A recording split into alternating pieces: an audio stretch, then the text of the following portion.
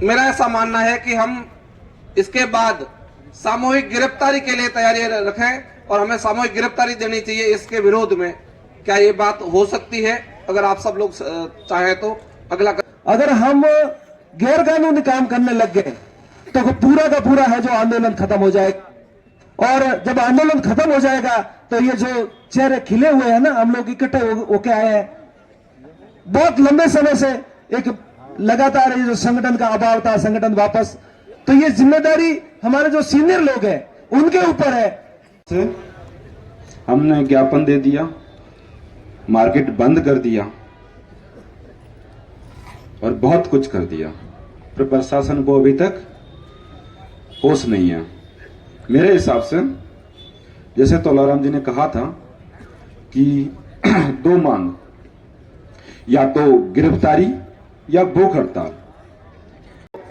आपका अगर एक ग्रुप में मैसेज वायरल होता है, ताराराम जी, एक मैसेज वायरल होता है कि कल धरना प्रदर्शन होगा, उसकी इंफॉर्मेशन तो आपको मात्र 3 मिनट में मिल जाती है और 7 मिनट में हमारे पास में फोन आ जाता है कि कल आप कोई प्रोटेस्ट करने वाले हो क्या। और इतनी बड़ी घटना हुई, दिन दहाड़े साकू मारे गए और उस घटना का आपको 1.5 घंटे बाद पता चलता है और आप वो भी हमारे ऊपर थोप रहे हो कि आपने हमें बताया नहीं। अरे भाई, तो आप क्या कर रहे हो? किस नाम की सैलरी लेते हो? या आपकी इंटेलिजेंट है कि नहीं है? आपकी सीआईडी है कि नहीं है? आपके पास कुछ सिस्टम है कि नहीं है? हमें ये बात भी समझनी पड़ेगी। मैं आपसे कि हमारी अग्रिम पंक्ति में जो विराजे हुए हैं 5 एक्स एमएलए हमारे पास है, सुझाव तो उनके काम आएंगे और उनके निर्देशों में हम चले। महत्वपूर्ण चीज ये है कि जो हमारी कोर कमेटी है उनके निर्देश है, उनकी पालना करेंगे।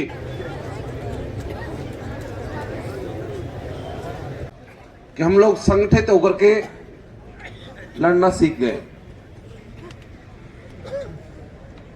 दुर्भाग्य है कि हमारे अधिकारी यहां नहीं आते, लेकिन हम जाएं तो भी हमसे नहीं मिलते।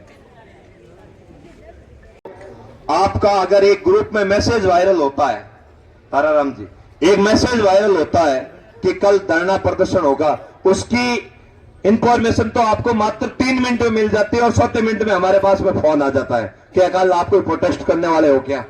और इतनी बड़ी घटना हुई, दिन दहाड़े साकू मारे गए और उस घटना का आपको 1.5 घंटे बाद पता चलता है और आप वो भी हमारे ऊपर थोप रहे हो कि आपने हमें बताया नहीं। अरे भाई, तो आप क्या कर रहे हो? किस नाम की सैलरी लेते हो? या आपकी इंटेलिजेंट है कि नहीं है? आपकी सीआईडी है कि नहीं है? आपके पास कुछ सिस्टम है कि नहीं है? हमें यह बात भी समझनी पड़ेगी। मैं आपसे यही निवेदन करता हूं, जो वरिष्ठ लोग फैसला ले उस फैसले का सम्मान करना है। फैसले का सम्मान करेंगे तभी समाधान होगा। मेरा तो यही सुझाव है। आगे जो भी बुजुर्ग लोग, जो भी वरिष्ठ लोग तय करेंगे, हम लोग उनके कहे अनुसार चलेंगे और उनकी पालना भी करेंगे। या फिर कहीं पे भी न्याय के लिए अगर खड़े हो तो उसको दिशा देने के लिए जो कोर ग्रुप होता है उनकी बात हमें माननी चाहिए। सबसे पहले अगर उनकी बात नहीं मानेंगे तो प्रशासन भी अपने को सीरियस नहीं लेगा। प्रशासन को लगेगा कि भाई इनमें बात करने वाला सर्वे सर्वा कौन है। जैसे रूपाराम जी विराजमान है, अब आपके मेघवाल समाज के राष्ट्रीय अध्यक्ष है, मतलब पौरव पटौनी दी हुई है। अगर ये बात करने जाते हैं या फिर इनसे कोई बात होती है या फिर ये कोई निर्णय लेते हैं तो अपने लिए सब, मतलब अपना सबका निर्णय होता है। अगर उसमें मेरे जैसे एक आध को किसी को मंजूर नहीं है तो वो नहीं चलेगी।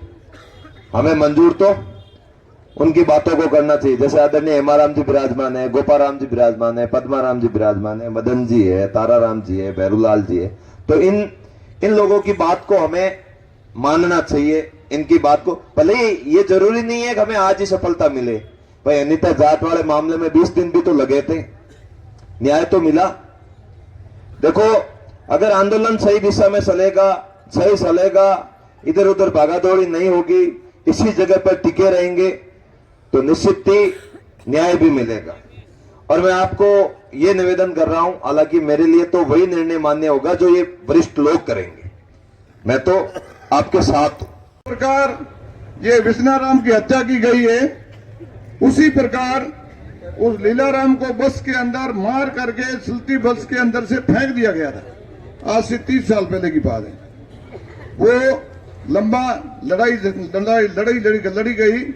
उसके अंदर 3 दिन बाड़मेर बंद रहा था, चोटन भी बंद रहा था। और अब उन लोगों को 1984 के 94 के अंदर ही आजादी मिली। अब वहां पर जाकर के देखिए कि बड़े ठाठ से वो लेकर रहते हैं। तो अपने लिए एक तो इन्होंने बहुत बड़ी कुर्बानी दी है विष्णाराम ने, और हमेशा याद रहेगा। और अपने को सभी को मिल करके विष्णाराम के परिवार को कैसे न्याय मिले, सब मिलजुल करके करें। यही मेरा धन्यवाद। आपका क्या? ऐसा सुझाव है कि हमारी अग्रिम पंक्ति में जो विराजे हुए हैं 5 एक्स एमएलए हमारे पास है, सुझाव तो उनके काम आएंगे और उनके निर्देशों में हम चले। महत्वपूर्ण चीज ये है कि जो हमारी कोर कमेटी है उनके निर्देश है, उनकी पालना करेंगे तो ही हमें मंजिल मिलेगी। और अग्रिम पंक्ति में जो विराजे हुए हैं वो भी सरकार के ऊपर वार्ता करके दबाव बनावे और टेबल पर लाए कि कंपनसेशन के लिए वो क्या कर रहे हैं और गिरफ्तारी के लिए क्या कर रहे हैं। रही बात भूख हड़ताल की या अन्य जो भी डिसीजन लिया जाएगा उस डिसीजन में हम सब साथ में हैं। सबके मन में है वो एक ही दर्द है, विष्णाराम।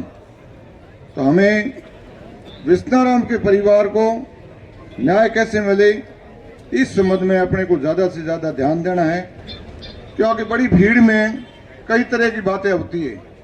एक परिवार के अंदर भी सभी लोग सहमत नहीं होते हैं। इतनी बड़ी भीड़ है तो सबका मानस एक जैसा नहीं हो सकता। तो हमारे सामने ये सीनियर लोग हैं, जैसे हमारे बीच में सम्मानीय हेमाराम जी है, लंबे समय तक ये सरकार में रहे हैं। बाकी ये विधायक करने भी है, मदन लाल जी है, प्रजापति जी, गोपाराम जी है, पद्माराम जी है, रूपाराम जी हमारे बीच में है। तो इनका बहुत बड़ा अनुभव है। अभी आपने थोड़े समय पहले देखा होगा कि गांव का मामला था, हेमाराम जी को स्वयं को धरने पर बैठना पड़ा और 2 दिन में ही है सरकार को झुक करके वो मानना पड़ा। तो ऐसा नहीं है कि होता नहीं है।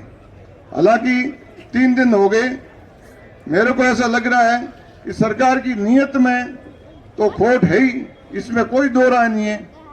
इतने लोग आए, आज 10,000 की संख्या में भीड़ थी और उस भीड़ के सामने एक ज्ञापन तक लेने में भी आनाकानी दिक्कत वगैरह हुई।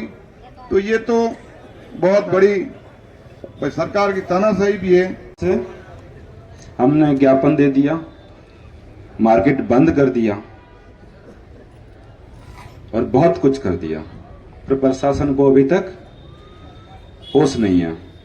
मेरे हिसाब से जैसे तोलाराम जी ने कहा था कि 2 मांग, या तो गिरफ्तारी या भूख हड़ताल।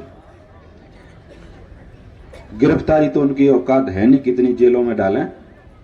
मेरे हिसाब से कि जितनी संख्या में भूख हड़ताल के तौर पे लोग बैठ सकते हैं बैठ जाइए।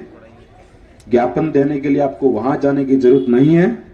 ज्ञापन लेने के लिए कलेक्टर साहब या उनका प्रतिनिधि अपने बीच में पहुंच जाएंगे और अपनी कोई वार्ता नहीं, सबसे पहली मांग है गिरफ्तारी। अगर गिरफ्तारी का प्रेस नोट जारी हो जाता है तो अपन वार्ता करेंगे, नहीं है तो चाहे हमारी बॉडी विष्णाराम भाई के पास में पहुंच जाए। ये मेरा सुझाव है। जय भीम। की ओर न बढ़े उस हेतु है जो विशेष सुझाव दिए। अगर हम गैर कानूनी काम करने लग गए तो पूरा का पूरा है जो आंदोलन खत्म हो जाएगा।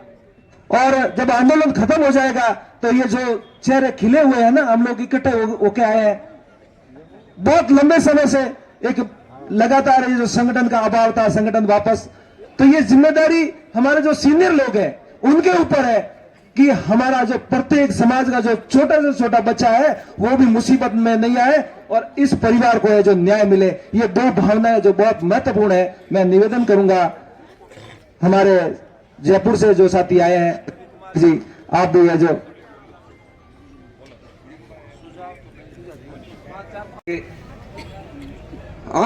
मेरा ऐसा मानना है कि हम इसके बाद सामूहिक गिरफ्तारी के लिए तैयारी रखें और हमें सामूहिक गिरफ्तारी देनी चाहिए इसके विरोध में। क्या ये बात हो सकती है?